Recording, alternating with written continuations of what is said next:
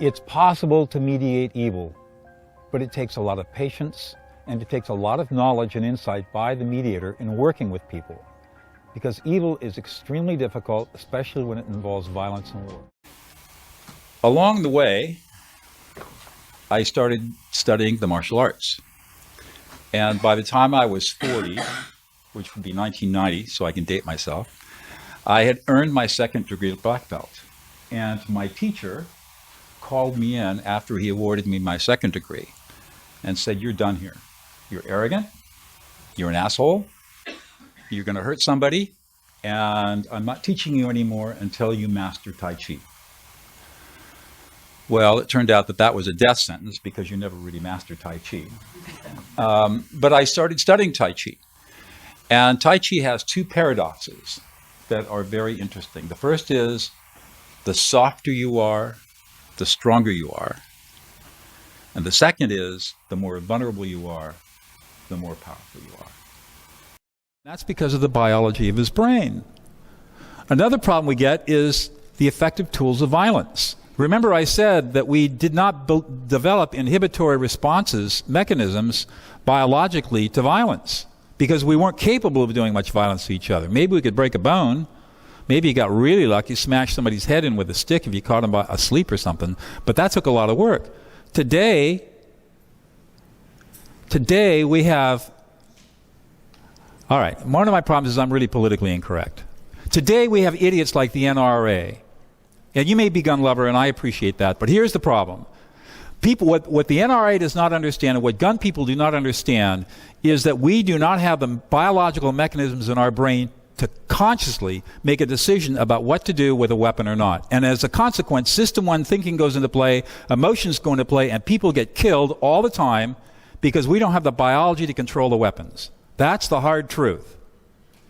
And the reason that we suffer from nuclear holocaust, or we suffer from genocide, or we suffer from Sandy Hook, or other tragedies like that, is because our policymakers are unwilling to acknowledge that our biology is extremely limited in its ability to inhibit violent response.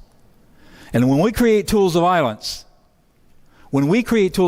and we don't have the biology necessary to inhibit them, all we're going to do is perpetuate more violence. And that's one of the reasons why peace is so elusive. All right, that's enough. That's just to give you, I don't want to embarrass you any more than I have to. All right.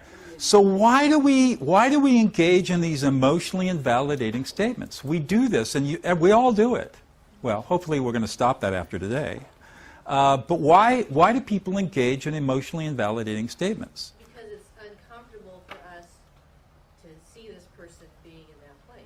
Thank you, Noah. Exactly correct. One of the primary reasons that we invalidate somebody else's emotions is because we are soothing the anxiety that we feel being in the presence of a person who's having a deep emotional experience.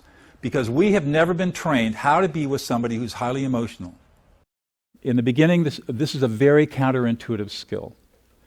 And it also appears to violate a lot of rules you think you know about conversation and listening.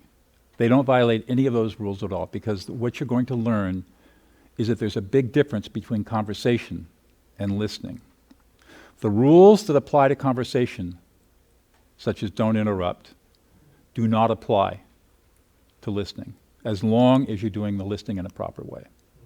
But you've been conditioned all your life not to interrupt and not to do stuff, and so this takes a little getting used to.